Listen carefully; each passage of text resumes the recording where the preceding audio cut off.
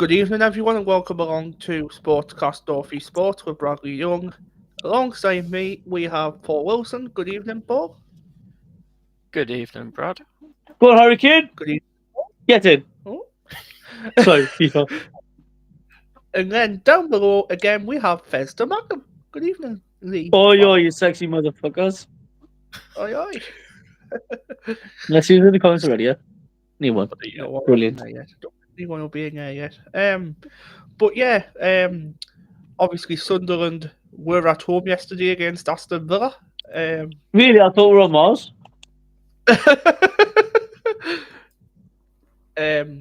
So take a review this. But mind you, there's still no atmosphere, like. There's still no atmosphere, like, so we can't call it Mars. We'll talk about that one. We'll talk about that one as well, about atmosphere. Good point, you brought that up. So, Sunderland won. Aston Villa won. Goal scorers. Brad. Who got the score correct? Me. And the one down the bottom. Yeah. Yeah, you got the score correct. Well done. Again, 2 weeks in a row, bitches. Yeah, 2 weeks in a row. I think we'll have to end up doing the score prediction thing again. We'll have to end up doing that. Every time with that, I always fuck up afterwards, so no. I remember the last time I was winning. Then I put my score predictions down. People started copying my score predictions. They got more points than me. And I realised who won it the last time. Your best friend, Paige. Who commented less than us. Oh, we've got a comment already. Oh, hello, comment. Is that Reece Jafarian? Flavin. That's your great spirit to get a point. Decent result. Yeah, well, I'd show great spirit to get a point. Decent result. Yeah, well, to be honest, Ronaldo got sent off in the 33rd minute. And to be honest, we're down to 10 men for about 55 minutes and we're actually dug deep.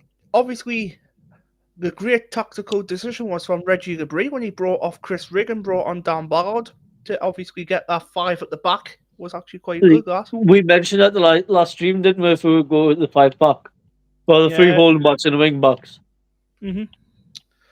And, what was it? And, obviously that red card to Ronaldo, on, obviously, the Matty Cash foul on him, even though he kicked his little leg. diver. Little diver. Mm-hmm. Little diver. The new Tom Daly. Yeah, new Tom Daly. 5/5.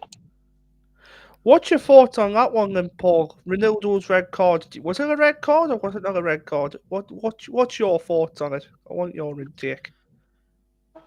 Well, the first thing is, if VARs give that violent conduct, that's a red card. Okay. VAR's never wrong half of the time. But Lee, what's your thoughts on it? I want to hear your thoughts on this red card as well. Well, right.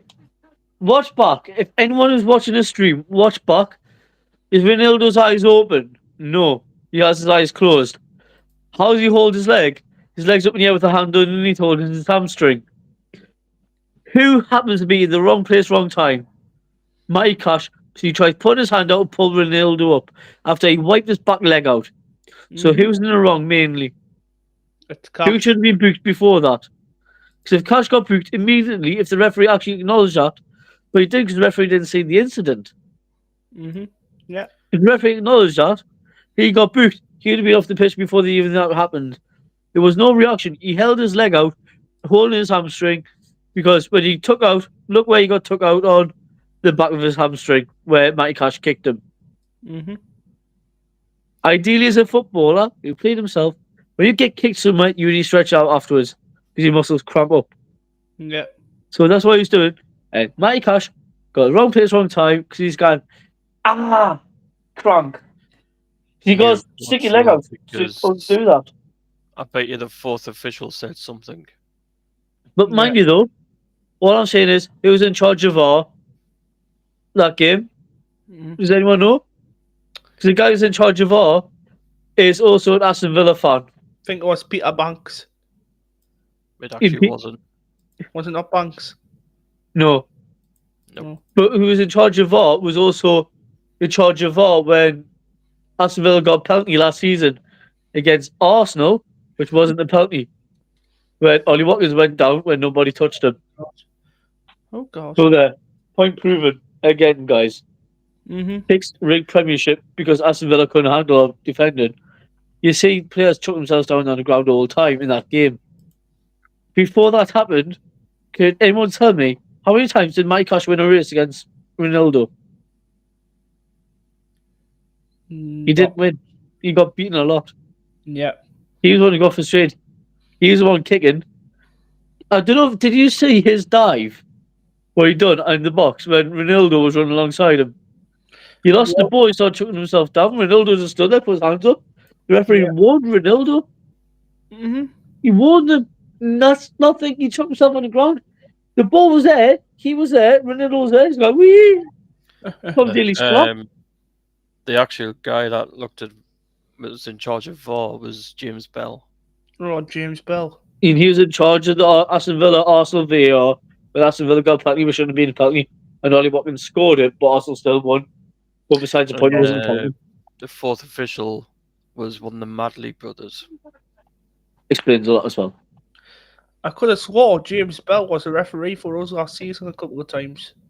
That's the one who I'm on about. James Bell's he works at the VAR.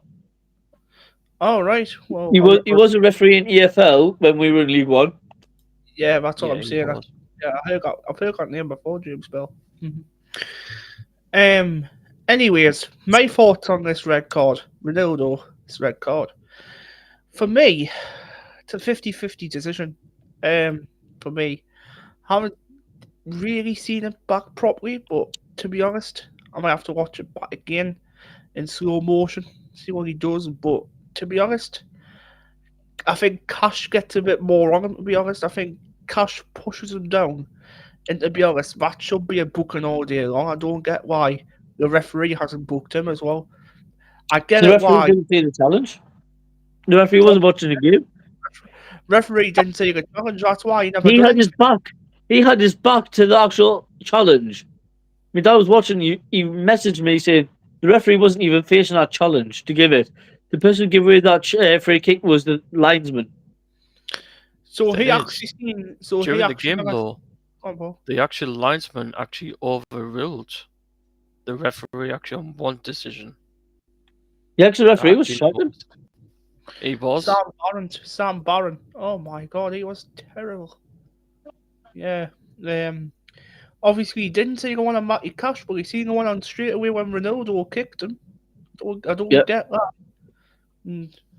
It's because the fourth official linesman flagged him over to stop the game. He obviously threw Ronaldo down, and then by the time he turned around and looked, oh look, this has happened. Right, and obviously. But mind you though, I'm going to question, right? Who's more likely to get that red card? Trey Hume when he wiped out the bloke when apparently he got the ball. The ball was miles away from him, by the way. Oh, Ronaldo. I would have thought Hume would have been sent off that game for that challenge. That was dirty. I was looking at that challenge as well, man. I thought we would have been down. We were lucky that he did not get sent off for that challenge. Jesus. I think Hume was a very lucky boy. Very lucky boy not to be The thing sent is, off. people saying he got the ball, but the guy was running. You got the ball there, Trey Hume. The ball was there. You took his leg off. You done like the friggin' Zlatan dive. The ball was like 2 foot away from him. It was nowhere to be seen. Someone said, "Oh, you got the ball? Oh, ball? Sorry, where's the ball? It's over there. He's there." Jesus Christ, man! We're just turning into pure Brexit football at this rate. Well, to be honest with you, I'm scared though. With that being a straight red, because he's banned for 3 games, we're not going to appeal it, apparently. What would you do against Nottingham Forest? Well, it's the option that we have at left back. What I would be doing is I'd be looking what we did yesterday. When obviously I think Ballard will come in. I think Alderete will play alongside him. Also, I think Masalaki will play left back, and I think Jay Hume will play right back. I think that's what you got to look at. A lot of people. Hang on. A lot of people reckons that Hume will go left back. I've got a perfect idea. Right. If Guatida, what did I say before? Guatida can play right back, didn't I? I said that a couple of streams ago. Guatida right, Hume left back. Yep. Or what you could have is, like I said before, you could have Alderete Ballard centre back, Hume left back, and you could have Nordy Mukele at right back because Nordy Mukele can play right back as well. Nori McGill is a better centre half. I think Ballard would struggle to push him out after, because I was got Nori McGill, man of the match that game. He was all over. He was all over the place yesterday. Honestly, some boy. To be honest, I've got another player in mind who I would give man of the match to, but I'll talk about that later in the stream. Do you notice Gucci was at the game yesterday? Gucci was in attendance. Yeah, he's at the sheep balls. He was. What Paul was saying to me. He was in the Beacon before kickoff. Aye. Wow. Anyways, let's move on to the atmosphere. Apparently, a lot of people are complaining about the atmosphere again in the Roker end where I sit. It wasn't just the Roker end. I have to be bluntly honest now. It wasn't just the Roker end. 42,000 fans can't get a chant going tells me that there's something wrong. To be honest, I was at the West Ham game and I've never seen anything like it. It was absolutely crazy from our end. It was absolutely mental. It was the most like I said to Paul, me and Paul were talking yesterday on Snapchat and voice notes and that. And I said, honestly, what the hell's happening there? You went, why? Went, I work in the bar which has the doors facing directly out the crowd. I was standing next to there. I'll tell you couldn't hear anything. And I was like, what the hell's going on? You hear the commentators, you could hear the players on the pitch even. And I'm at that door. There's not one sound out there. The only people you can hear is the away fans, Aston Villa fans for a change. Yeah. And I'm fuming with this because I heard a couple of chats by Sunderland. It was if you hate Newcastle, stand up, or Alan Shearer's a wanker. That started in the Roker end. But can I say one thing? Roker end, if anyone's watching, get your head out your ass and start chanting for the players, not Alan Shearer or Newcastle. To make yourself sound worse than them dipshits over the river. You've got to start, like, I've seen the Roker end myself, so to be honest, I think it's just disgraceful what they're doing. I think it's just pathetic.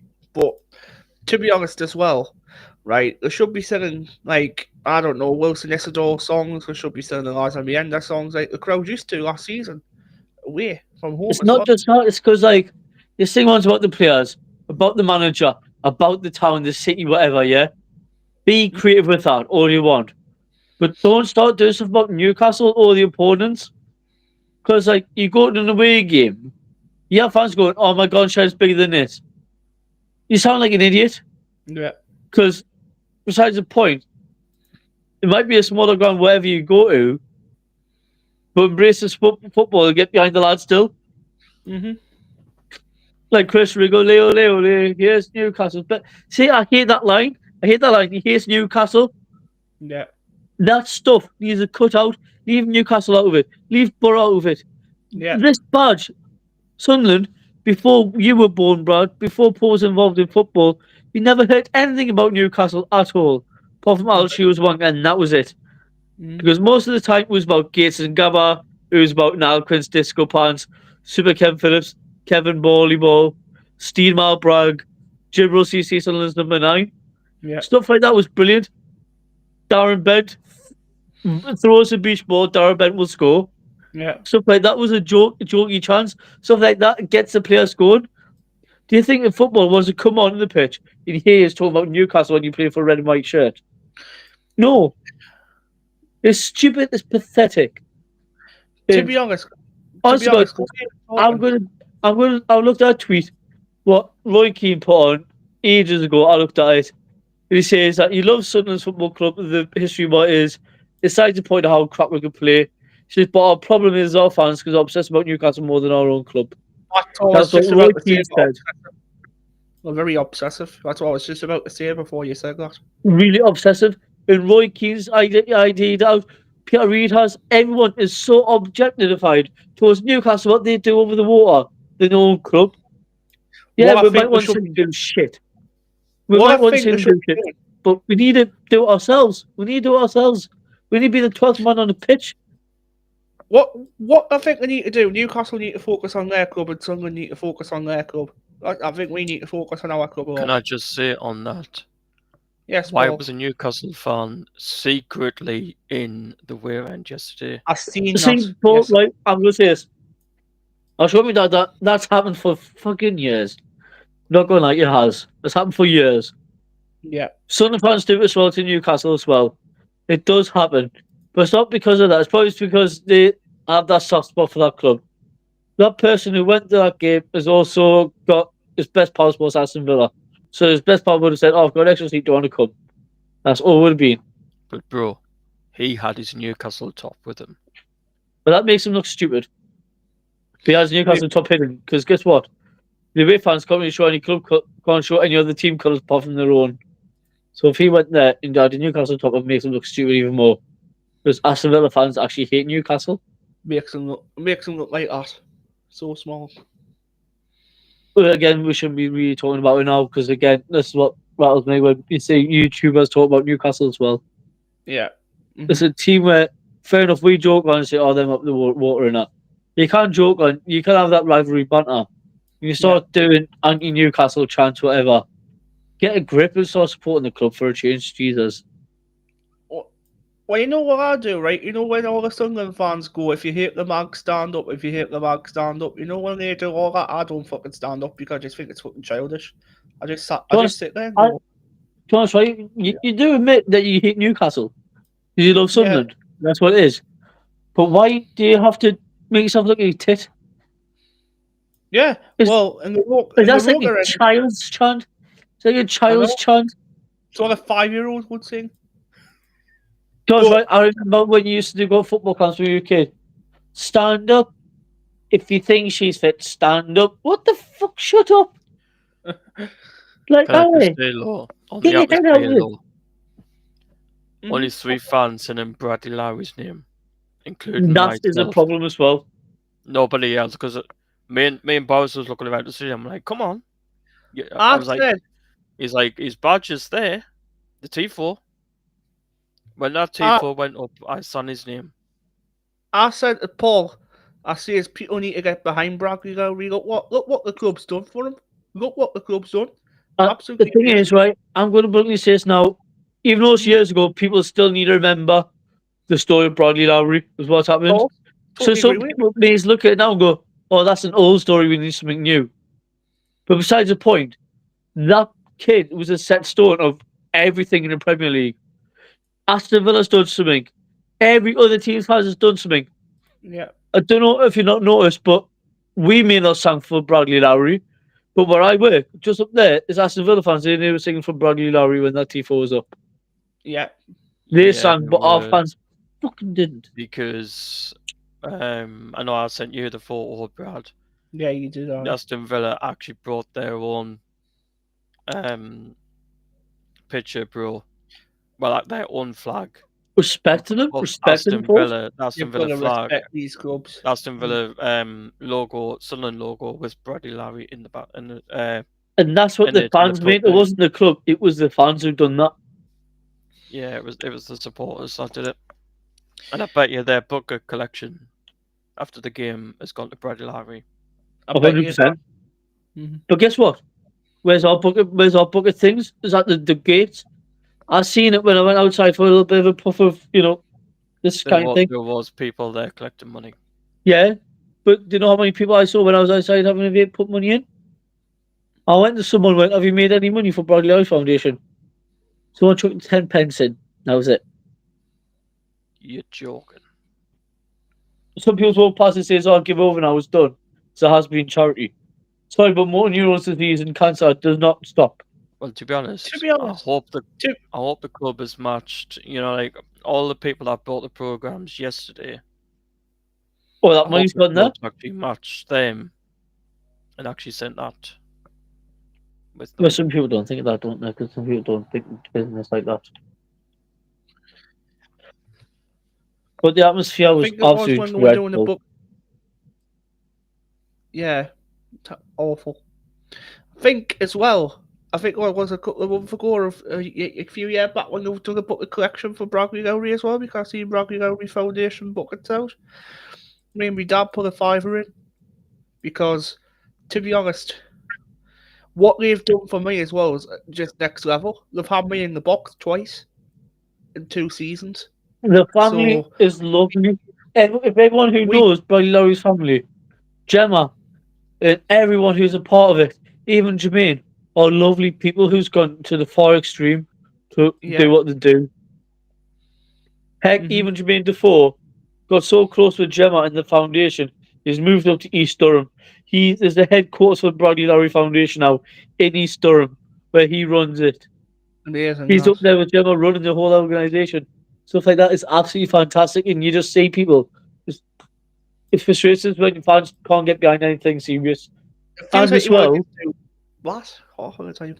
and also as well, only before, or last stream before that, one of our noble Sunderland fans passed away. Where was any sort of honour from that? There was none that game. To be honest, Nick Barnes, because I did listen back, Nick Barnes said on Friday on Radio Newcastle the club was going to put Davy's photo up. I actually looked at the scoreboards. There was not one photo of Davy on the scoreboard. Did what, right? Someone who I know emailed the club, said, where was it? Guess what they done? They came back with, and this was that bloody Oscar person and all that came back. Oh, we've been very hands tied busy. They've been very hard So to we'll take do it busy. next game. They've been tight busy for one of the most loyal Sunderland fans ever to feature on BBC Radio Newcastle. That's an absolute piss take. It just shows you, it's like, it's just ridiculous. If you could do it for Mr. Bob, who's a plumber down the road who supports Sunderland for 30 years, to a reporter who reported stuff on the game, however. But No the matter thing what, is, everyone gets treated equally. his family actually requested that. Yeah, they did. Club. That's a Because joke. the family actually contacted the club. That's a joke they've requested. If they don't do it the next home game against Wolves, there's something wrong with our media and admin, and that's when people need to start asking players getting sacked. Because everything behind the scenes has gone downhill. Notice the club shop hasn't managed to get any new away shirts yet, the blue ones in the right sizes. Are they not? No, they've been waiting now for 3 months for medium, large, and extra large, and 2XL. We've got small and triple XL and 4XL, 5XL. Bloody hell. The home tops are still waiting for mediums and larges for the past 2 months. And then your thirds, they've been struggling to get normal sizes in. They've just got triple XL upwards in. So they've got big sizes in and not the small ones. You're expecting to get small sizes as well, aren't you? And also, junior kits, there's more juniors to adults. You're joking. Being dead serious. And all the training gear, do you know when you see all the stuff what we revealed from the summer to now, every single training gear should be in our club store? That one that my dad likes, Paul, that we mentioned, the black one and all that, with the retro badge and the black and the Hummel. Yeah. That was the navy/black one. And that one there got released beginning of the season. It was in the store for a matter of about 3 days, and they took them off the shelves because they couldn't manufacture many. Well, why put up for sale in the first place? Apparently, the ticket office has been doing bad again, apparently, as well. I've been hearing again. Yeah, everything's all gone backwards again. And that's when you look at if we've been putting more money into the transfers, which is ideally what we needed to do. But maybe we should have took a little bit of some of that money towards internals. Yeah. Fair enough, the team got restructured inside, new bars, new layouts, and everything looks fantastic. Inside the scenes got repainted for a change instead of scruffy wallpaper hanging off. But that's not enough. Well, before kick-off yesterday, though, that ticket office was packed. I was speaking to someone, I'm not going to say anything, who worked maintenance in the stadium. Do you know why they only clean one side of that stadium? Why? You need to tell me this. Why? It wasn't clean, it was repainted. And because the stadium wouldn't fund any more money to paint all the full white bits on the outside. There's that one section for the camera, for the TV. That's shocking, that. You know, I said, oh, he's going to repolish the statues, because ideally, every Films club does it. Arsenal does it. Fulham's done it, the Michael Jackson one. They polish the statues outside so they're clean. And I asked them what they're going to do at the Bob Stoker one. Why would we do that? Wow. All Okay. shows like the cleanliness they don't care about, but they want to uprise everything. Good to build a bridge, good to have the sheepfolds there. Oh, what a lovely sight to see when you see a Premiership Stadium, which is bigger than Chelsea's, looking so mediocre. On the new bridge, Brad, you probably agree with this. Can I just say, ALS, don't put rumours out that the new bridge is open when it That's was the not. problem because I shared it with Paul yesterday going, oh, the new bridge is open, the new bridge is It's not open. open until October.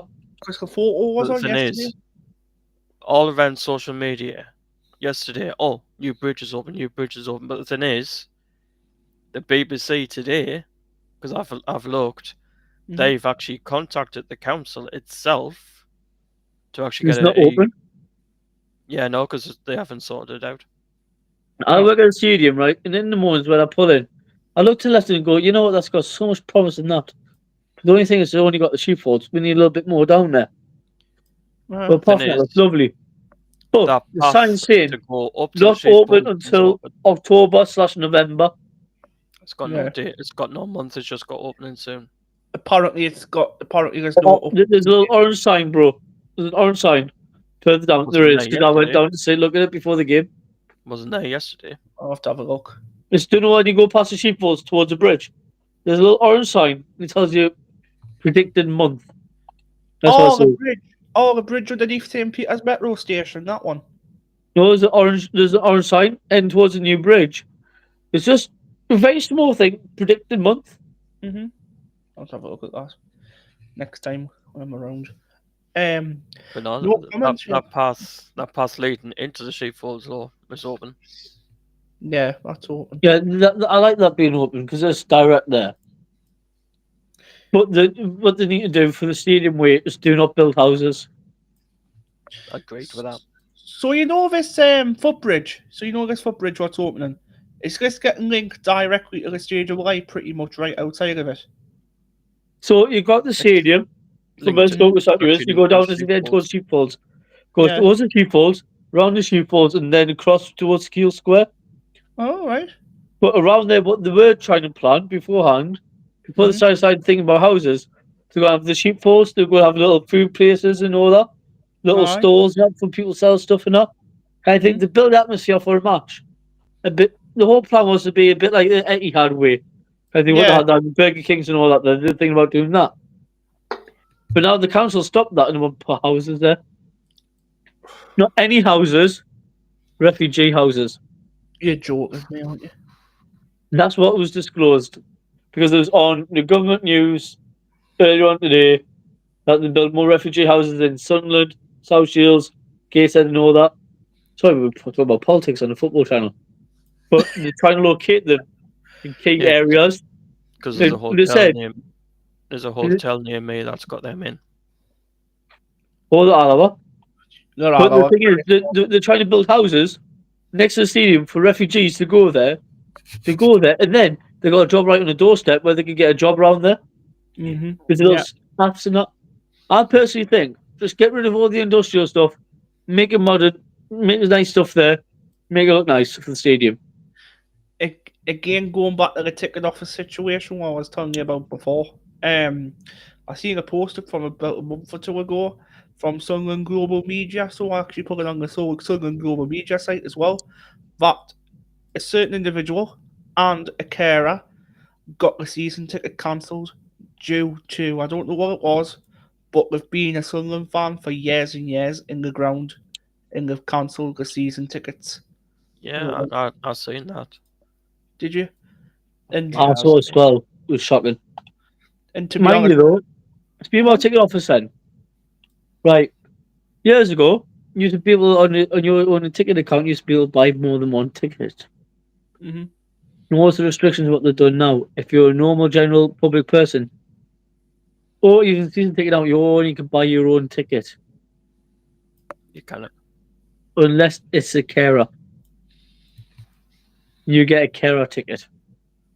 So it's like a personal assistant kind of thing. That's the only thing we can do. Because I was looking at my nephew to try getting him a ticket for me and him sometime after Christmas. For any games, it says you got to have a kid to set up his own account. If that kid is under 10, sorry, They're not going to have an email. No. If I have a kid in the future and he starts saying, Dad, I want an email, at the age of 10, I'm going to go, what the hell? What for? Use me backup email. You don't do that. Yeah, no, exactly. It's shocking. Anyways, let's go on to obviously the Sunderland game itself versus Aston Villa now. Let's go back Let's to go this. back to that now then. Back to that.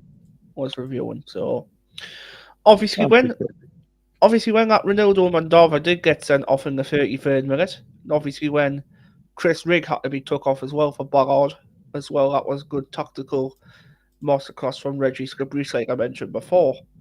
Then obviously, did you say at full time as well that Unai Emery gave up and went down the tunnel at full time? He gave Reggie Scabrice a handshake a couple of minutes before the match was finished and then went straight down the touch and straight down into the tunnel. Did any of you not see what happened after the Aston Villa game? What the director done? Aston Villa director. No, I never seen what happened. When they went back to Aston, like the academy, you know that. You saw him stand outside, wait for Emery, shook his hand, and then Emery went straight into a car while the team was waiting. That's interesting. Aston Villa fans, as I said, if they can't get a result against Sunderland, they want him sacked. He's probably gone then, probably, and he's just waiting for an official announcement. But never know, because I like that manager, you know. I do. The thing is, when me and Sean was doing the interviews, that team coach came past us. Yeah. It was so quick. They left so quick, that team, didn't they? They did. And obviously, Unai Emery. About 4 o'clock. Because I said to Sean, oh, there's the team coach. 4 o'clock and the match finished at 4. Bro, wow. How did they leave at 4? The players were still on the pitch. Players were still on the pitch at like 3:55. It's a bit strange. What it was is they'll go put the coach around a different way. Because they won't be able to go there if there's cameras there. They'll have to go away around the other way. That's what it would have been. Because there's a coach place where the coach has to go next to the old Evans Holshaw garage. Oh, the Evans next to the stadium. Yeah, because there was 2 coaches yesterday. There's one for the team, and there was one parked actually beside the Hilton.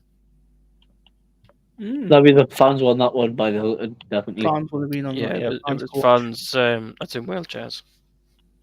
Yeah. Right, let's move on anyway. What was I going to say? Sunderland absolutely stood by the ground for a point. Oh, hello, Reese. How are you doing? Hello, Reese. I was going to say, being quiet for ages. It was peaceful. No, I'm joking. Anyways, Sunderland dug deep to get what they wanted, a point at home.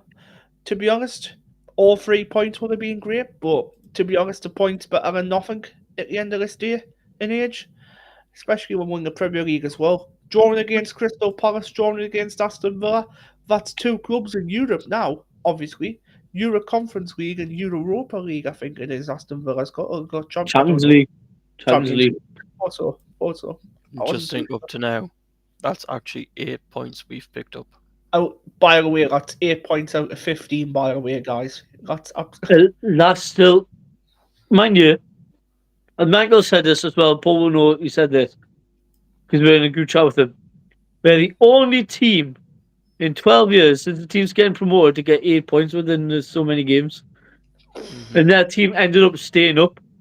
And do you know who that team was? Crystal Palace. Palace it was, wasn't it? And they never got relegated after. That was their first season they got up as well. Like how that shows strength, at least straight away. Yeah, well, if we keep going on like this, right, if we keep getting 3 points at home, like obviously from the next game, and obviously if we pick up the odd point away, we'll be safe. We'll be definitely 100% safe in this week. I'm going to be happy. I think everyone will be happy picking up 3 points at home and just picking up the odd points away from home. I think everyone will be happy with that. 100%. Yeah. Obviously, imagine go down to Arsenal, obviously, and drawing 1-1 against them at the Emirates. That's a classical point. People will just go, you know. That will personally would not happen, though, in realistic terms against Arsenal. I know in realistic sense that won't happen. Well, if it did What happen, we do need to look at, we got Man U in 2 weeks. Do you think that's a hard fixture? no, definitely fucking not. I don't think that's a hard fixture. Ruben Amorim is under so much pressure now, even though I think he is. Go on, Lee. He won the other day. I know he 2-0. won't.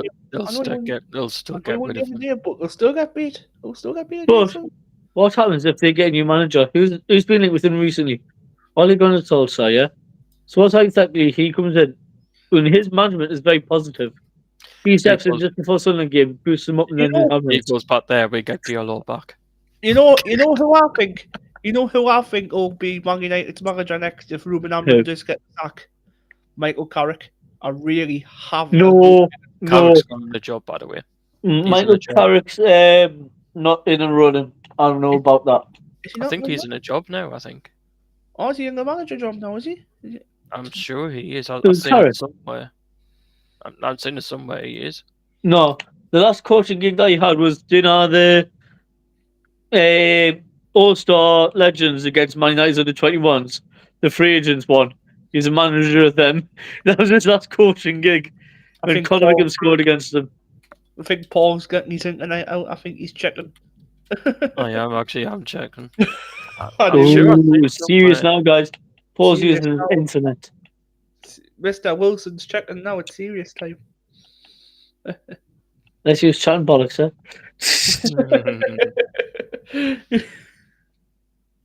It happened. God. No, it doesn't say whereabouts. The last coaching gig was Man U.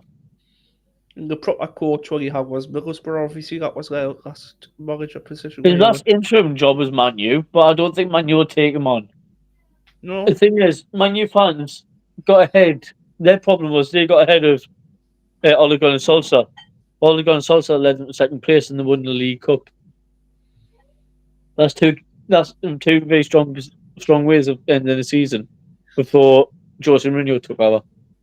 Again, I think Ole Gunnar Solskjaer will be a good appointment for him if he does come back. I think he'll be a really good appointment. If you just remember how much shit they went through, I know we're going away from North East football, talking about Man U.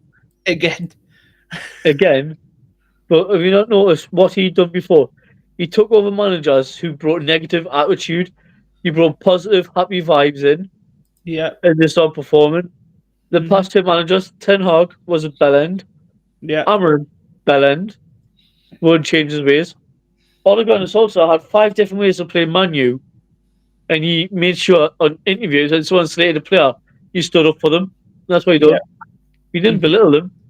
He didn't say, no, I'm not going to change you. Oh, yeah, this person's going to get dropped because people don't like him. No. So we'll stick by them. So by Rashford, and Rashford pulled out 15 goals in that season. Well, I'll tell you one thing, mate. I think Ruben Amorim got really pissed off with Onana, and that's why he got to move. Because it wasn't even that. It's just because Onana is crap. That was the Man U panic buy. They shouldn't have went for him. But what's even worse is at the side, Lamens, who we were linked with. Ideally, I did not want us to sign him in. I'm glad we got Roofs. I'm glad we got Roofs. Well, the fuzzing is, I've seen today apparently Graham Potter's been given 2 more games to save his job. Oh, gee, Christ. 2? I thought 2 more days. Think who they've got coming up. Everton and Arsenal. To save his job. Well, Arsenal will fucking win West Ham easy. I'm going to bluntly say this now. I don't think he'll make it to the end of this week, Potter. Because West Ham players are arguing and training. If they get rid of him, they're looking to get somebody until the end of the season. And I know who it is, because that guy is also in charge of Coventry, Frank Lampard. Frankie Lampard. Lampard has not been spoken to.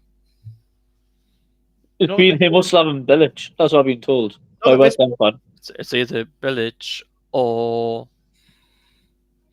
I think Steve Cooper would be a good manager for him. He's not been spoken to. Not been spoken to? Wow. No, it's Nuno that was at Forest. Nuno Espirito Santo. Nuno Espirito Santo is getting interviewed right now as we speak to go managing in Turkey. to take over Ole Gunnar's spot. They've spoke to 2 other managers that hasn't been named. What hasn't been mentioned? Well, all I know is the people who do that YouTube for West Ham, something Blue, something Karen Blue, something. Apparently, they don't want Lampard. No, one of them who I know who lives in Hertfordshire said Lampard was spotted in the academy not long ago talking to someone. Was he? Yeah. Lampard is interested in that job as well. So it means that he's got money to spend. Compare Coventry. Mm-hmm. Right, anyways, let's talk back about Sunderland now. Again. Player ratings and how many points do you reckon we'll get out the next 5 games is the next topic we'll talk about. My favourite little topic I like talking about. How many points will we get out the next 5 games? But player ratings is the first thing to come, as we always do. So, I'll go first, and I think Paul and Lee, I think that might work. Top and bottom. So, we're going to start off with the goalkeeper, Robin Roos.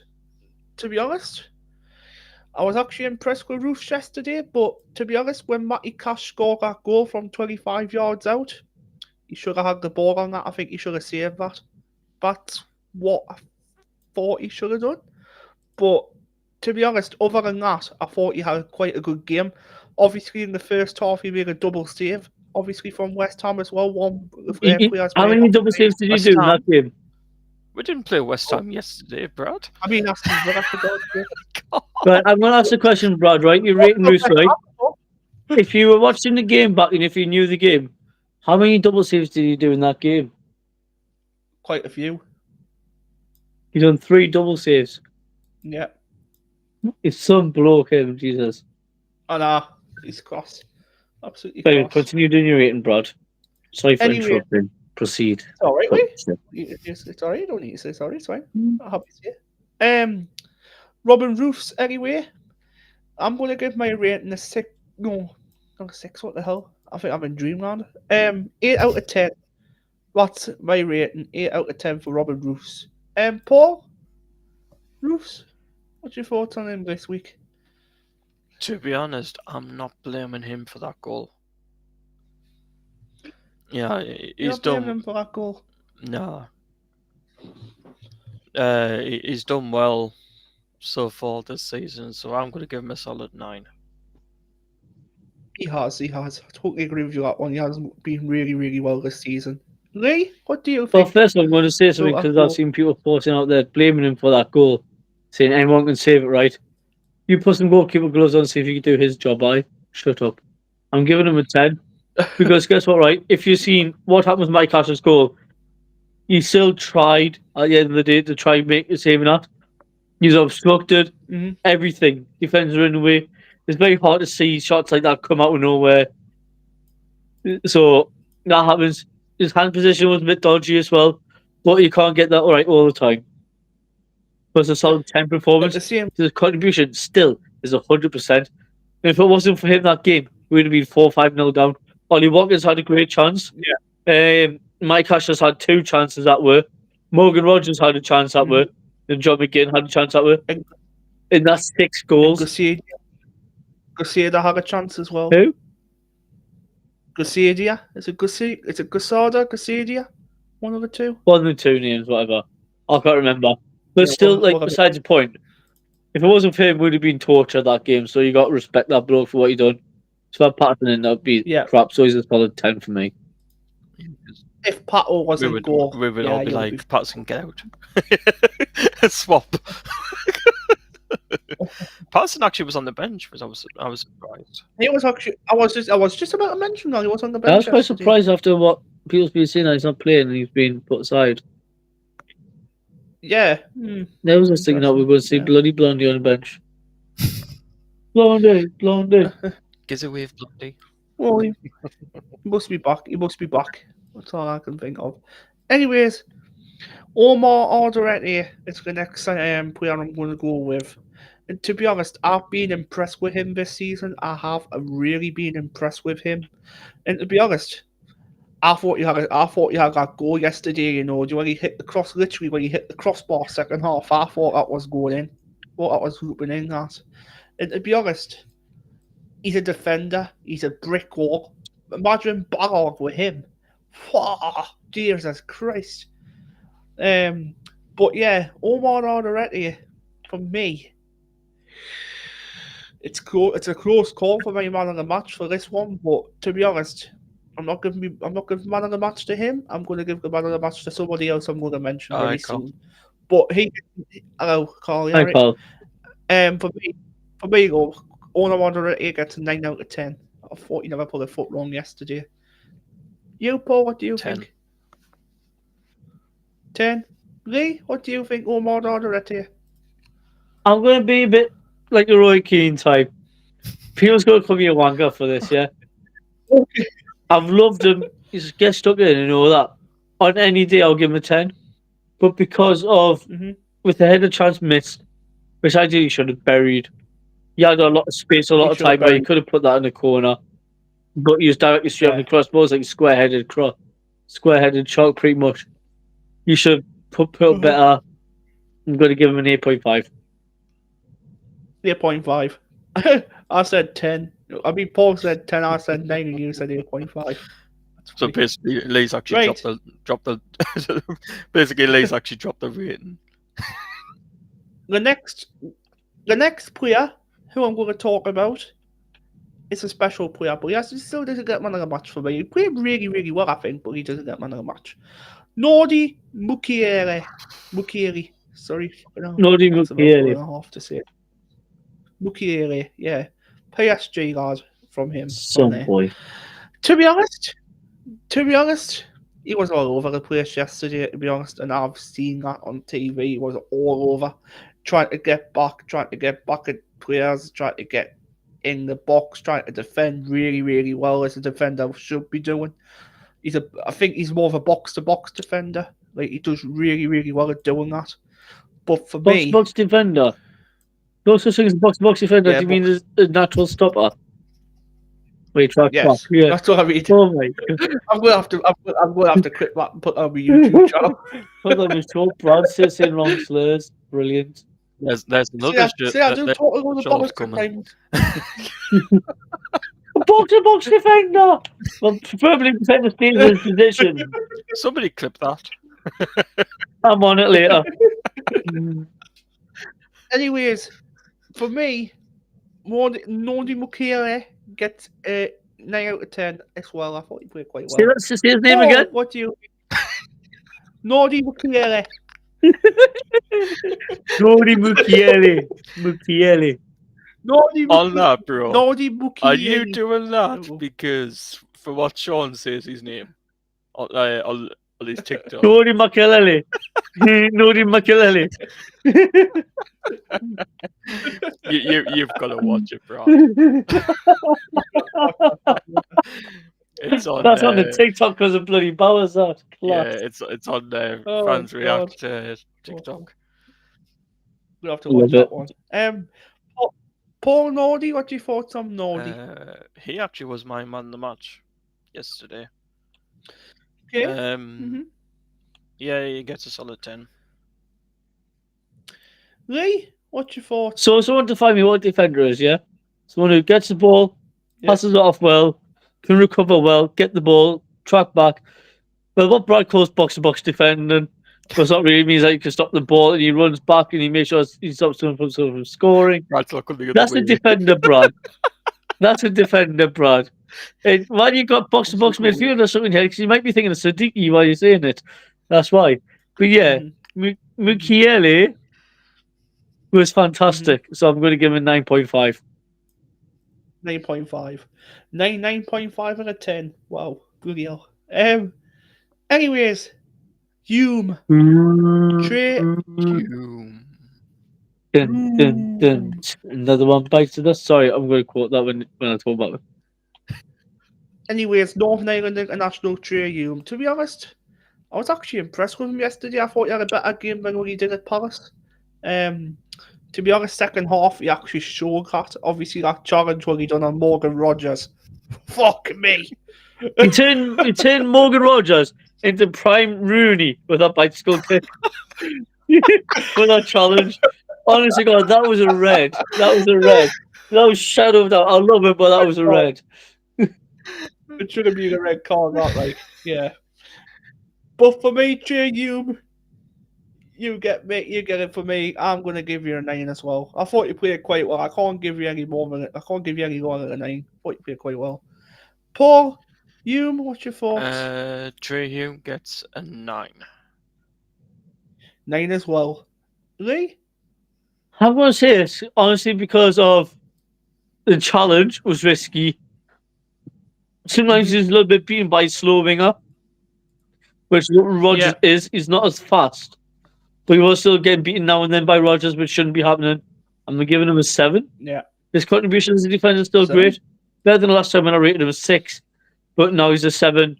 He's improved a little bit, but he needs to work harder. He's a top grafter, but he needs to do right challenges. That challenger, any day, if a referee saw that clearer, and if VAR caught that's a red card immediately. That's a liability of a problem where we might, if any other team crowds a referee with that, that's a player off straight away, in my opinion. Yeah. So, yeah, I'm going to have to say it's a 7. Right, okay. Next player we're going to move on to is Ronaldo Mandara. Right. For me, he's going to get my lowest rating because of that red card, obviously, what he did as well. Sure. It's Brad's opinion. I know it's Brad's thoughts. To be honest, I thought Ronaldo had a really good game until that red card. But obviously, when he got that red card, he disciplined. He got. Don't know. For me,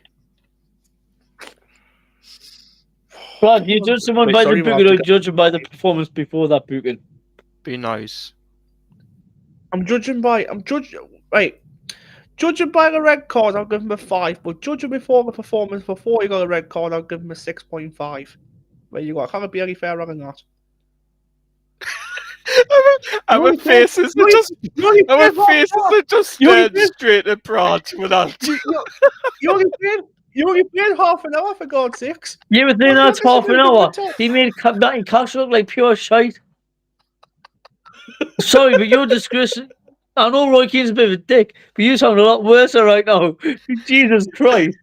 Me and Roy Keane should be on TV. No, I love Roy Keane. You'll have your fucking life for saying that. You will.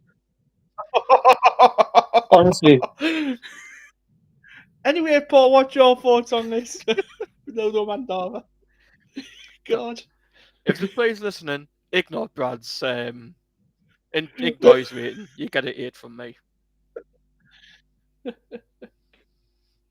That's right. I'm going to say, look at Cole's comment. What are you saying? He's saying Ronaldo, back five with Ronaldo, yeah? Because you know my Brad. Because Ronaldo's a good player. Half an hour doesn't make a difference. Within that half an hour, he shut the winger out and the full back and carried the ball forward better. What you call a box-to-box defender. Which is no such bloody position. What's your rating? Gosh. What's your rating, Lee Farrell? Oh, sorry, I'm just trying to process my thoughts here. Oh, I wonder. Right. So, prior to the incident, which I think was totally wrong, because my car should be sent off before that happened anyways. We should be really less stressing upon our team then. But besides the point, we still bounced back and recovered from it. We can't fault Mandava for what he'd done. His defender was great. He carried the ball forward at times. Heck, he brings good service to the team. And that level-headed experience, even though that leg thing, it looks like he stretched his hamstring out. Didn't look very vicious. When people make him out to be. You see his face when he gets booked, he looks pissed off. So he's going, what the hell? I didn't do anything. Probably because that's legit. I'm going to give him a 9. He was standing out way better than most of our players before that happened. Honest to God, and if there was a battle between the Polish international right back for Aston Villa in the Champions League is having a battle with our fullback, that means there's something good there. You got to see that. They're both giving it, and there's a good battle to see in football. You got to see them battles happen all the time. It's what makes football entertaining. So he's getting a 9 for that. Okay. Right, in the middle of the park, Siddiqui. Did Rafai come in the middle yesterday? No, Rig come in the middle yesterday, didn't he, before he got took off? So it was Siddiqui, Rig and Xhaka, Because wasn't it? Rig came in for Diarra. which is missing until the international break. Right, let's talk about this one player who I'm going to give man of the match for now. I'm going to give my man of the match to Noah Siddiqui. He was absolutely everywhere yesterday. One thing that he's actually clapping about. He's happy. Finally, the horse stopped talking bullshit and starts speaking common sense. Noah Siddiqui, what a man you are. You were everywhere yesterday on that pitch. And I mean everywhere. You were all over the place. You were defensive. You were bloody up front. Pretty much trying to get balls up top. You were trying to be in the middle. Trying to compose with Brad, please use the terminology with the right term this time. He was a box-to-box what? And he's a box-to-box midfielder. Well done.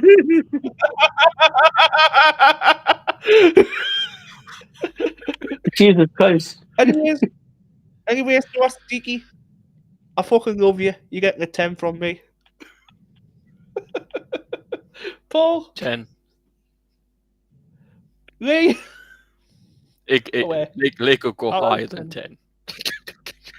He could. Paul knows I love this player off by heart. He's one of my favourite players in the shirt. But what is right, Siddiqui, like I'm going to say, I'm probably going to repeat myself every single week with him. He's probably the only person in a red-white shirt who runs a lot of length of the time. He doesn't walk, he doesn't jog, he runs, he sprints. If he was to lose the ball, he doesn't drop his head. He runs back. He feeds off that momentum all the time. He's a midfielder that you want to have in a team. It's like any other team looks at him. That's the guy that they want. Like, you look at the Yaya Tourist back in the day when he was younger, he was doing that. The N'Golo Kante's, Patrick Vieira's. And he's exactly like that kind of mentality. That's a player that we need to keep a hold of. Guys, remember, he's only 19. He's 19. 19-year-old. 19. He's only 19-year-old, for fuck's sakes. Sorry. Buzzer Houston voice came out. I said his name right on live on YouTube, sorry. But Noah Siddiqui, hands down the best player in red and white shirt I've seen since last time we were in the Premier League. He's better than any of the players that we've had. Heck, I think he's better than fucking Didier and Ding Dong that we had. Didier and Ding Dong. He's calling him a fucking doorbell. Heck, I'm going to even say this, punching it now. As much as we loved him Villa back then, when Villa was past his day. Siddiqui, imagine him at Villa's age at the time. Oh. What Siddiqui would be like. So Siddiqui's a world-class player. I'm saying that he's about 1,000 out of 10. Sorry, but he's off the scale for me. I fucking love you, Siddiqui. To be honest, mate, imagine Noah Siddiqui having Diarra and fucking, what do you call him, Granit Xhaka against Bruno, bloody and Jolit, and imagine them against them. All I'm going to say is, see Bruno, Tonali and them against them three. There's a battle of midfield, hands down, any day. But who's going to win it? It's probably going to be Newcastle because of how violent they are. But let's just skip talking about Newcastle now because we're talking about Sunderland. Let's get talking. Yeah, I just thought I would bring that one up. Reece is off his head off. Probably because of how much depth I go about this midfielder. It's beyond love. He's me honestly go, sexy. Anyways, have you not seen him when he rocks up the academy? He's got a comb in his hair, man. No player's going to rock up in the training with a comb just jammed in his hair going, what's up? Oh, wait, that's a legend. That. His character, love it. Anyway, next player, Chris Rig, ole, ole, ole. Chris Rig, ole, ole, ole. He loves Sunderland. He loves Sunderland. Chris Rig, ole, ole, ole. He's listened. Change them words. Come on, we need to get that going in the stadium. Chris Rig loves Sunderland. It's not he hates Newcastle. Chris Rig, ole, ole, ole. Chris Rig, ole, ole, ole. Hates Newcastle. No, you know Sunderland. Oh. He's better than Pillow. Chris Rig, ole, ole, ole. You almost said the N word. Yeah. It's because it's stuck in your head. That's what happens. You know Sunderland. He hates Pillow. Chris Rig, ole, ole, ole. Anyways, Chris Rig, my thoughts on Riggy yesterday. To be honest, I thought he looked alright, to be fair. I thought he looked quite decent before he took off from Vallard. Vallard. Who now got a German guy called Vallard. Sorry, Get Brad. me But teeth in next I'm time. sorry, Brad, but that name is sticking. I'm sorry. Dan Ballard! I love you, Dan Ballard! Man! Speaking of Ballard, Fuck's it's his sake. birthday today. Happy Yeah, birthday, Ballard. Happy birthday, Dan Ballard. We'll be having a lovely time with you You and got Mrs. that and from the me. kids. Happy birthday. Make sure Casey's not soaking. No, I'm joking. Dan Ballard, if you're looking for a nice place to take your missus, right? There's some lovely places on Seaburn. Morrison's Cuff. Morrison's Cuff is beautiful. Go to Ryan Cafe. Fertile.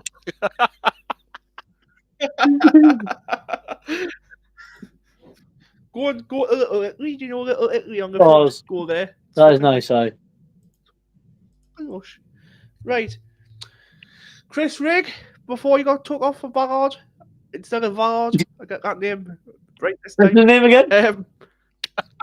Vallard. You sure? Anyways, rating for him, I'm gonna have to give him a 7. I thought he played quite well until you had to come off. 7 for me, realistically. Paul? I'm going to give him an 8. We didn't see much of him until he came off. I actually did feel sorry for him, but he gets an 8. Yeah. 8. Lee, what's your thoughts on Rigg? Well, he's a young lad. He's still learning the game. He picks up some little bits, but he still does mistakes. Like, Yeah. personally, are we chucking him right in the deep end straight away in that midfield? Yes. Would I rather see a Dingra and Tubby on their wings? Yes. Would I rather see Lefane in the centre of midfield? Yes. That's what it should be. But instead, it's so insistent on playing centre midfield out of position, which really triggers me off. I'm sorry to say it. But what we really need to do is start playing our wingers a lot more. Riggs should not be starting these games. Like I said to Paul, before the season started, we should loan Rigg out for more game time and more mileage on the kid. I'm going to give him a 6 because, again, you don't hear him. When you watch back of him, he loses the ball more times than anything. He's not Prem ready yet. Anyways, Enzo Lefebvre is the next player I'm going to talk about. Left-hand side yesterday, actually played. He's a left-hand side player now. Regis Cabrice has put him where this season. He was playing in the 10 role last season. Obviously, he did play him on the left for a little while, but he played him in the cam after it. But to be honest, Regis Cabrice is here. He's better off on the left-hand side. But to be honest, questions about that. But I think this season, he is better off on the left-hand side because Ronaldo and him. Look how fast Ronaldo can run. He ran 60, 65 yards yesterday. Did you not see that? It was absolutely bad how fast he ran yesterday. But the thing, I thought he played quite well yesterday. I thought, obviously, bags of talent from Roma. Obviously, got to look at that as well. I thought he actually had a good game. So, for me, I'm going to give him an 8.5. Paul? Yeah, like what I'm going to say really, but just after the rating. But yeah, This is going to be interesting. I'm going to give him a 9. And Bradley Claw, Hey, that mainly knows from the game. If you are watching this, oh God, because at Heaven, I think it was, he didn't like Enzo Lefebvre. Now he absolutely loves him. this is not a person called Bradley Crow, is it? Yeah, I think that's his. Because he's always on. He goes live on TikTok all the time, posting. Yeah, that's him. Yeah, he's got his own channel. Stuff all the time. Yes. Northeast Sports is called. Yeah, he stands behind us at the game, Brad. Does he? Yeah. Anyways, my laptop's on low battery now, but we're going to talk about right winger now, or right mid. Didn't have to do it on Lefebvre. I know. Oh, did you not do it? Oh, you didn't do it, did you? Go on, Lee. 7. Lefebvre. 7 for Lefebvre. Wow. Down. That's down. Let's Okay. speed it up before your laptop dies on you or something, then it ends up main Paul hosting it. I would Anyways, next. put it on George Brad. Why are you doing this? That's what we're gonna do now. Actually. Next we are Champion Talby. Wait, let's do some distance. Next possession, Chelsea Talby. Did Chelsea Talby start? Yes. Yeah. Talby started on the Are you left side. sure? Yeah, he actually started. He did. I thought he got dropped. No. Well, it just shows that he was very quiet in that game, so you know what my rating is. Right. Mine's going to be No, I'm joking on you, different. was. I was just trying to wind this up. Because Paul said he was going to get dropped loose beforehand. Taking the piss out of him. To be honest, right, Champion Talby, I thought you actually had a good game yesterday. To be honest, obviously it's the final output what he struggles on and what he does lack of. But Labrie is asking for more from him, but he is impressed with him still. But he's asking for a bit more from him. But for me personally, he's up there. Obviously one of the bigger watches out of the three of them. I'm going to give him an 8 as well. So 8 out of 10 for Champion Talby. What about you, Paul? Talby 8. 8 as well. Lee? 6.5. 6.5. Okay. Well, I'm going to explain it, right? I love Talby. I've always praised Talby since he signed. He's a quick player who challenges and beats people, yeah? He doesn't take shots off. But the problem was, in that game, as much as he was there, he was present, you still don't hear him. If we put the ball more wider towards him, then fair enough. Mm-hmm. We kept going left all the time to Enzo, and you switch up ball across that right hand side so we can see more of him. Mm-hmm. You can't judge a player who doesn't get much minutes on the ball. He spent up most of the time off the ball moving so other people can get in his gap, which is not right. Yeah. Anyways, the last player who, obviously, before we go on to the subs bench, is he came from Russia. He started off in France. He came to Sunderland to make the Magnum stance. When he gets the ball, you know he's going to score. His name is Wilson. Wilson is, you know, Just after Wilson. Mention. What? You didn't mention Granit Xhaka. Oh! We miss out Shaka! You miss out the skipper. You get sucked in the morning. You get sucked in the morning. Sacked in the In the morning. You're getting sacked in the Oh my God, I missed you. Lee's taking over in the morning. Anyway, hello everyone, I'm taking over the show now because Brad can't host properly. He's put on Captain Granite Xhaka. Because he wanted the fast tracks and he thought his laptop was going to die on him.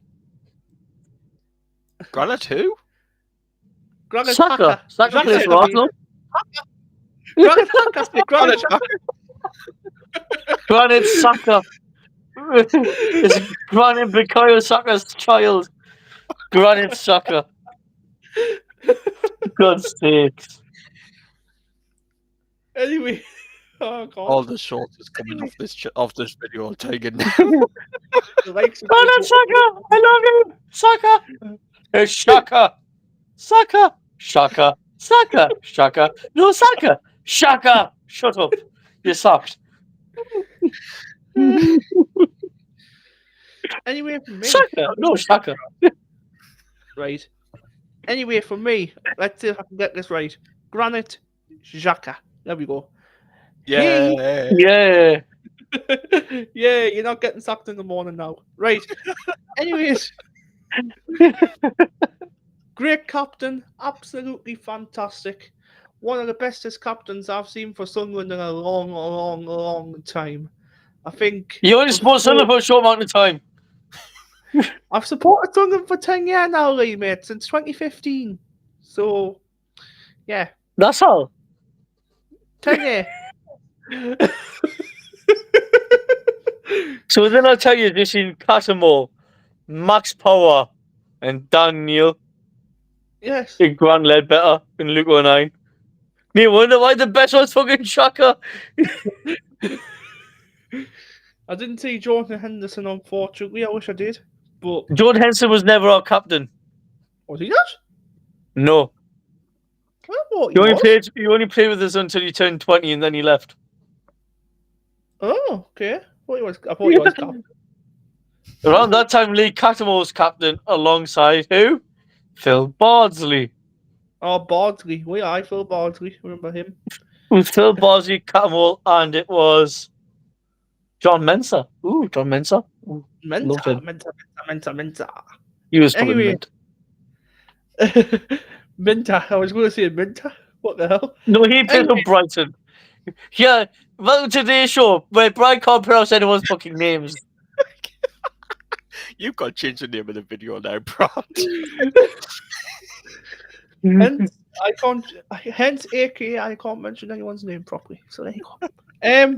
But anyway, great captain for me. Fantastic grand attacker. Shaka, I mean. Why am I saying that again? Jesus Christ. Great Honestly, God, Brad, honestly. Great captain for me. I thought we had a great game yesterday. For me, I'll give him an 8 as well. What's his name? Paul Granite Jacker. Granite Jacker. Paul.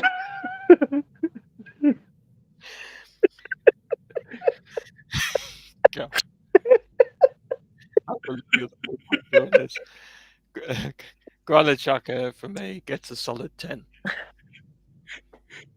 Good pass for Wilson Isidor's goal.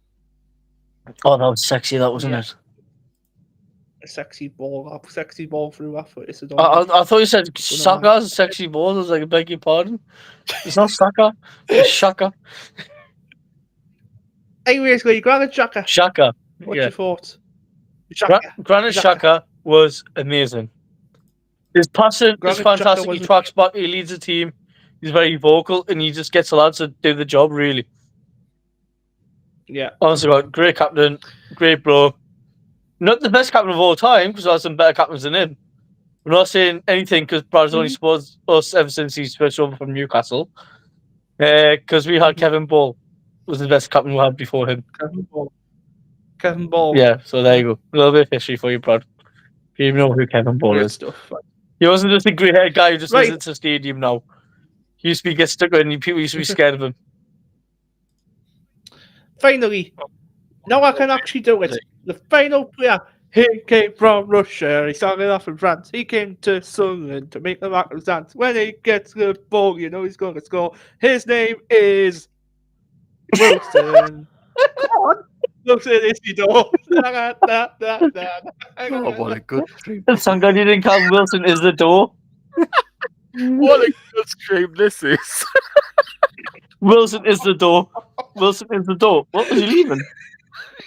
Oh, you know what, right? I'm lying down in my bed while we're talking and I'm laughing my head off at you. Honestly. How many likes a week? Not many. I don't think we've got many views at the moment. Like, I'm not watching it. I've got FIFA on in the background. How many people is watching? It's shocking I've had one view. One view, that'd be called that. No, that's Reese. Yeah, he's been watching me since 1 o'clock this afternoon. Also in the comments as well. Oh, loyal fan, Reese Persian. Loyal fan, Reese Persian. Shout out to you, Reese Persian. There you go. Anyways, Wilson Isidore, what a man. 3 games, 3 goals in home. Absolutely tremendous. Absolutely tremendous. I mean, tremendous. One of the bestest players I've seen at home so far this season as well. He's up there. So, for me, I was just looking at Lee's face when you said that. He gets a 9.5. Paul Wilson, what about you? He's done on purpose. Yeah, you can tell me ours. Wilson Isidore, like Brad just said, 3 goals at home. So hopefully he keeps it up at home and away, of course. Yeah. But yeah, he gets a solid 9. So a 9, perfect. Lee? Right, Bradley Young. All right, Lee. Farrell. Young. Wilson's goal, great. But again, it's the centre forwards I've always had a problem with. They're not consistent enough for me. They're still not. No. Like, we had one shot and it went in all game. And where was he when that Yeah. wasn't happening? Like, you're losing the ball still. You still look like Bambi on legs. Like most of our strikers are. Yeah. We're going to have to give him like a 6. He scored a goal well done, but he wasn't standout. He's a goal scorer, but he's not a standout, so we're giving him a 6. Aye. Anyway, subs bench now. Dan Barrow Who? came on. Dan Vallard. Call tomorrow. Call tomorrow, says Reese. Oh, yes, I'll call you No, tomorrow, is that Reese, no player? problem. Dan Vallard call tomorrow. I get my teeth back in. Dan Ballard. Ballard. You've been putting your teeth too much in the microphone, like pronounce everything wrong. I know I have. He's eating Right. the microphone. That's Anyways, Dan what's that Dan Ballard chant again? Is it Dan Ballard, he's big and hard or Yes. something? Yeah, thought so. Dan Ballard for me. What a player you are, son. What a sexy player you are, son. Kino Broston, yeah, everyone. For me. I hope Ballard's not listening to this match.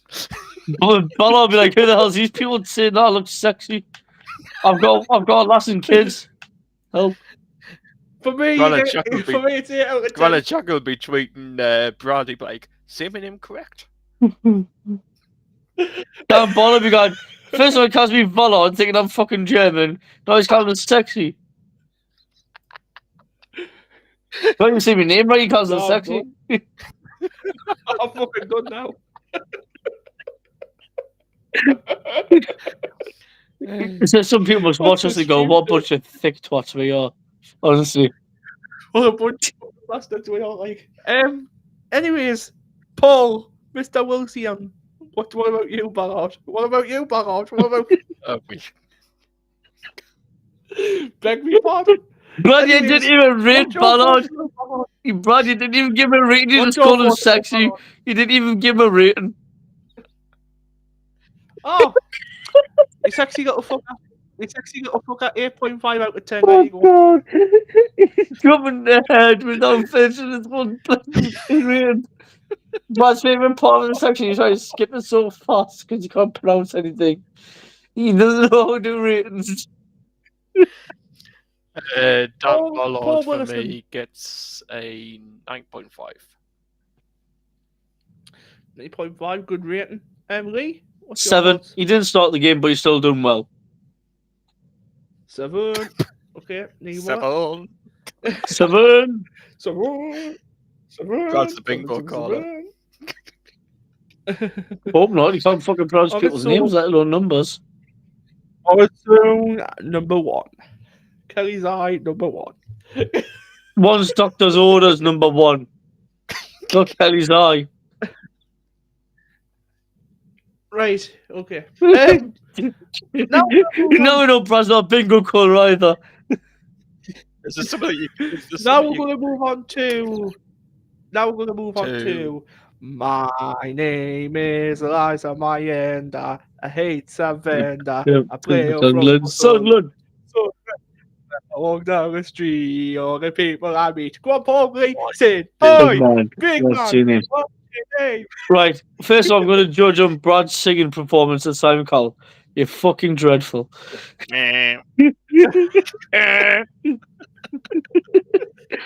Don't give me a day job. I'll waste that you don't have one. Sorry. At least Brad actually gets his name correct.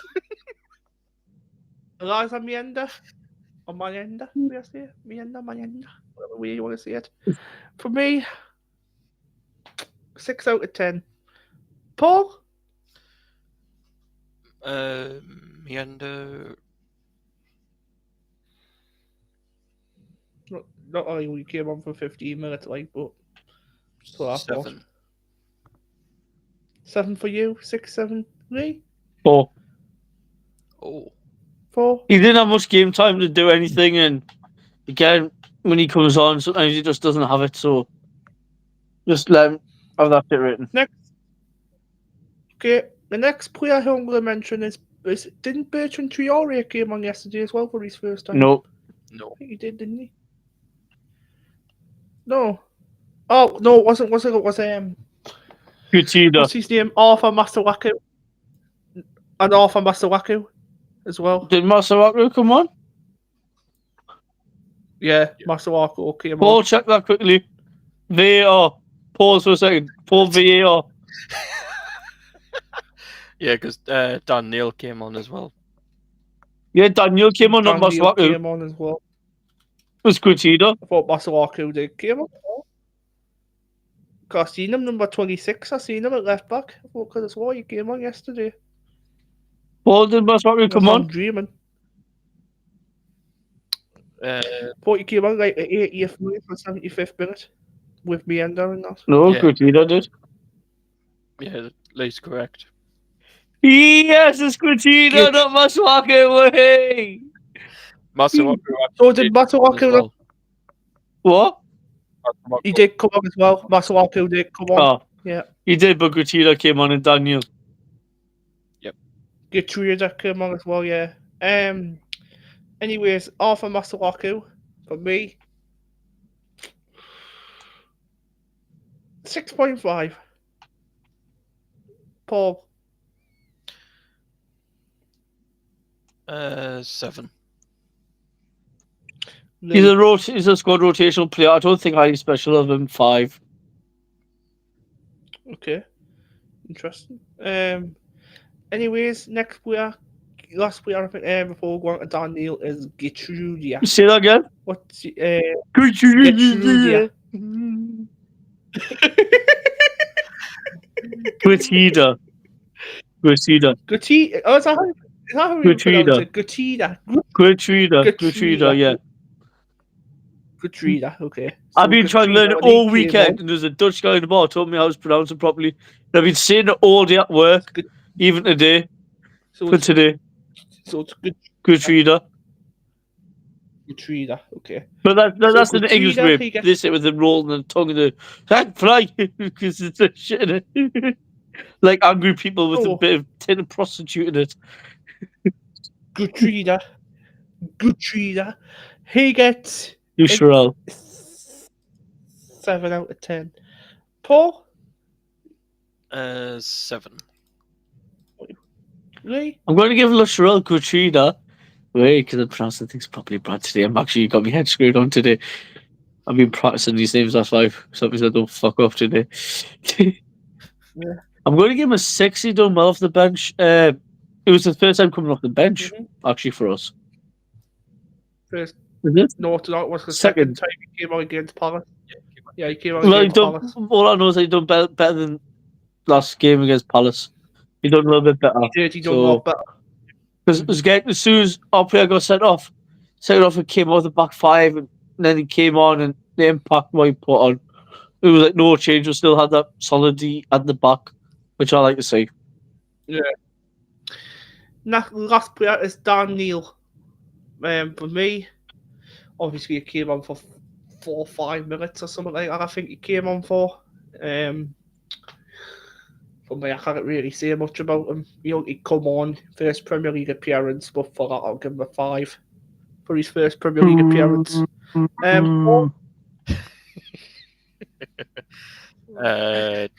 Dan Neil gets a 6. Lee? I'm agreeing with Paul 6 because again, comes on last minutes, yeah, wasn't he at the end? The team was still pressuring on, and he managed to win the ball in the middle of the park still.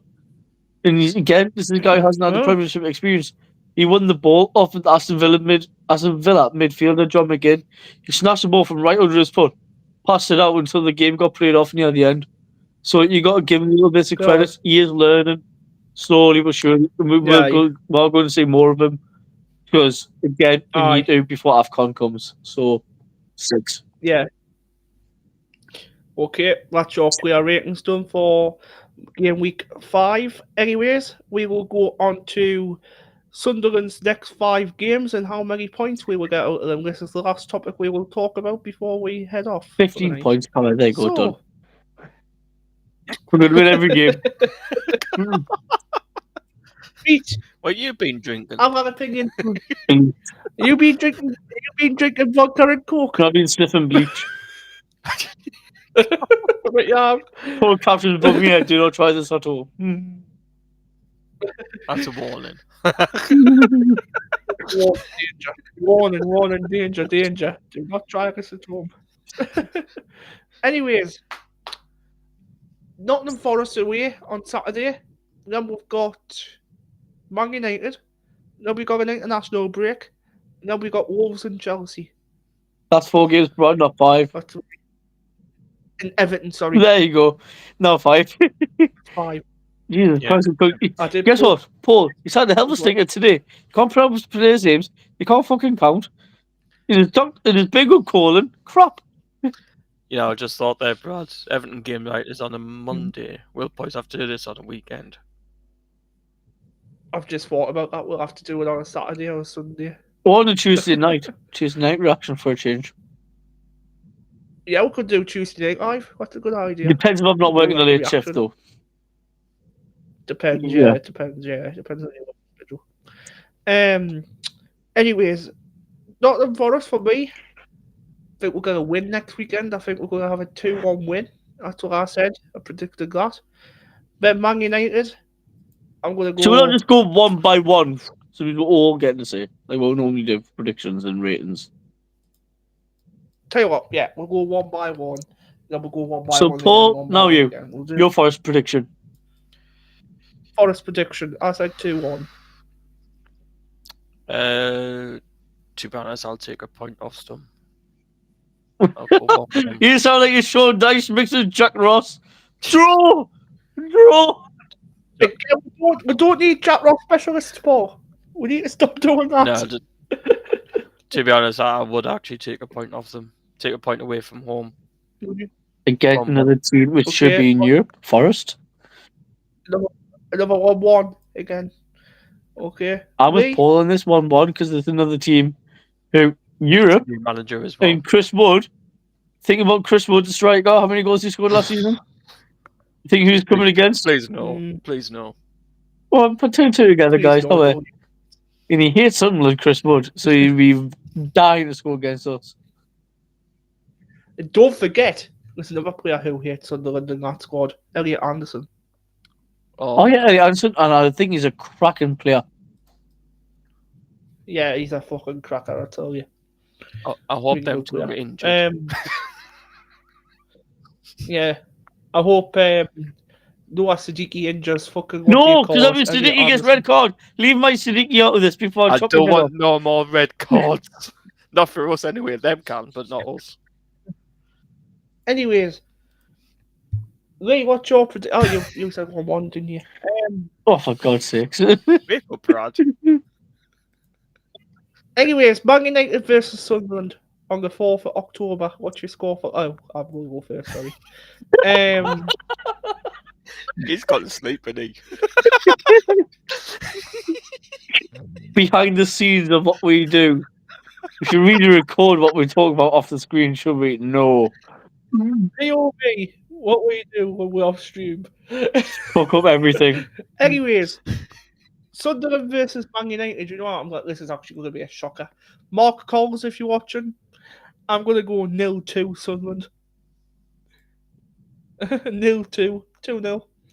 I'm not being drinking. I know I'm being drinking anything before anyone starts anything. Brad, I've been sipping my bleach. Next one.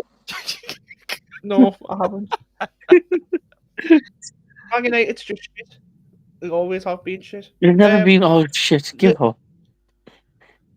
Well, except from when Fergie was in charge, and obviously, obviously all the managers being great other than that. Wilson, what's your thoughts with Paul Wilson? 2-1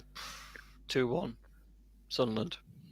2-1 Sunderland. Because Okay. I just got a feeling. I'm going to say this, right? And score. I'm going to say this. Mhm. If we're going to play against Man United's ultra attacking side, with 7 attackers against our back 4, we will get bombed. Not going to lie. They got Bruno Fernandes, a very stellar midfielder. Last game, if you watch Man United's last game, his passing cut straight through people. Everything. Just think, Amad Diallo returns to the Stadium of Light. How many times has the returning player scored against us guys? That one's away, by the way. By the way, it's not at the Stadium of Light, it's at Old Trafford. But still, even when we go there, how many times do you think they'll do that? Well, Amad Diallo, you know what he's like already. Great player. Exactly. Are we going to keep him quiet? Anyway. Without having our fullback marking him. It's not just that. He also has Mbeumo alongside him. The man don't have mark 2 people at once. I'm going to say that'll be interesting. It's going to be our second loss. We're going to lose to Man U 1-0. Yeah. 1-0. That's what a lot of people's loss. That's what a lot of people's predicting down there, to be honest. And we've got the international break, and then we'll have Wolves at home, which I feel very confident. I think we'll win Wolves, to be honest. I'm going to say 4-0. God, you're all confident. Yeah. What did he say? Just wait until... He said 4-0. 4-0. Wait until this happens. He's had this bleach, hasn't he? He's had that bottle of bleach and he's sniffing it for fucking hours. You can't fucking talk properly predicting a Hammer team 4-0 in Premiership, Jesus.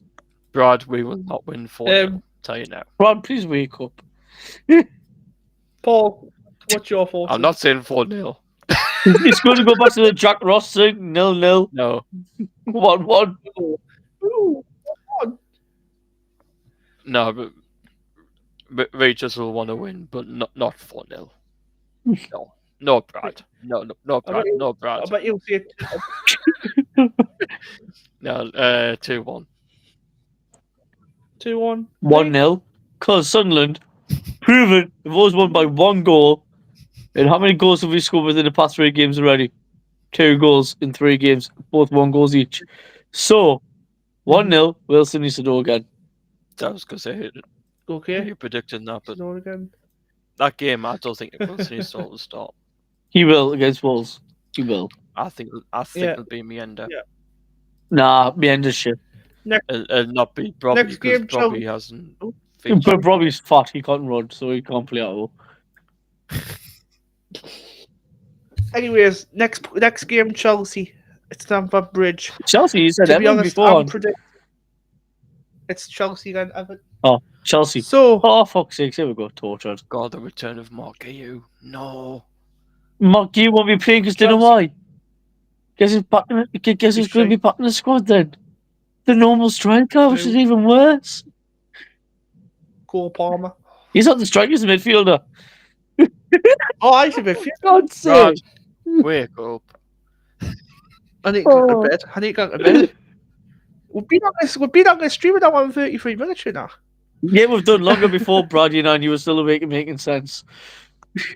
You've been playing too much Roblox or bloody FIFA to get your eyes squared.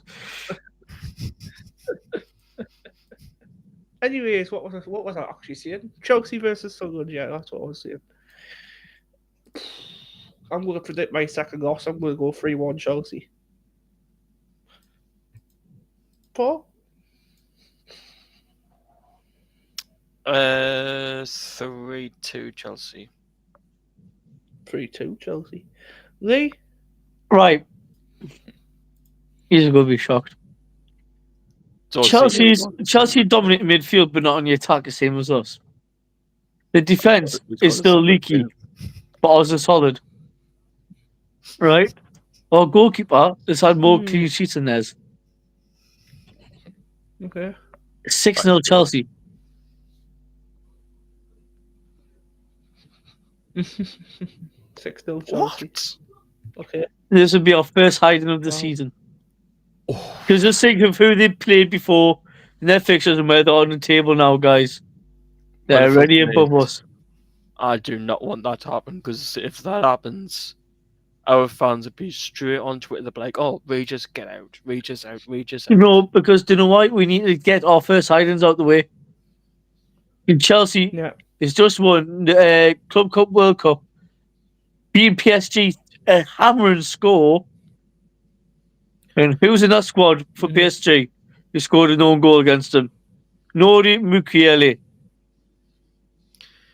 Yeah, but the thing is, if it scores like that, the fans straight away will straight The away fans, go on we need an introduction to the Prem. We need an introduction in the Prem, and that'll be it. It's not Burnley. Burnley's not going to be that introduction to the Prem. Man United's not going to be that. It's going to be Chelsea. Yeah. Because look, we lost our patience with Matty Cash running that Alder at our full back. Imagine Cole Palmer's and the other players that they have, Pedro Neto's and all that. No chance, have we? Yeah. Draw Pedro. Look at all them. Moises Caicedo versus Xhaka. Yeah. Caicedo's a little bit more younger and a little bit more faster than him. But similar style player though. Yeah, it's going to be a tough one, very tough one. We're not going to score any goals. Last game, Everton versus Sunderland. So, for me, return of Pickford. The redemption story. I'm going to go realistically here and say 1-1. Paul? Oh, David Moyes. David Moyes. Sadly, I'm going to go 1-0 Everton. Wow. Okay. It's Moyes. You two are really not coming back with the comeback story. I just said we're going to get touched by Chelsea for this reason. Because we're going to get touched by Chelsea. Moyes. But we come back against David Moyes. David Moyes hasn't been up in the northeast since he's relegated us. And if we're going to have 40,000 fans going against David Moyes, and our team playing fantastic, Siddiqui running rings, their best player is only one player, Jack Grealish. So, honestly, God, if we take Grealish out of the equation, I'm saying the 3-0 redemption Sunderland against David Moyes. 3-0. Because David Moyes will not be able to handle our defence. Because he's a guy who's a dinosaur football. He's not modern. And obviously, I said we're going to get touched by Chelsea because that's the reason why. Because we're going to cover a redemption story against that straight after. So that means that no one's going to turn on Reggie LeBrie. And that's why. Because that's the most important game of this season. Apart from Newcastle, is us getting back at David Moyes for what he done. Yeah.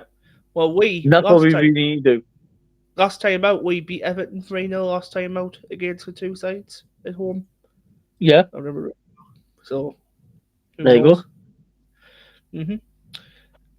Anyways, guys, that just about wraps us up for this evening from Bradley Young on Sportscast North East Sports TV with Paul Wilson and Lee Farrell. Thank you guys again for coming on. Really appreciate that as always. And the next time, Brad's not going to fuck up with all the speech. He's going to actually have a proper script. I'm going to write it for him. Yeah, Lee's going to write everything for us. Aren't you, Lee Farrell? When I'm not at work, yes. Yes. You're going to learn how to pronounce things properly. Anyways, take care, guys. Peace. Goodbye. Have fun.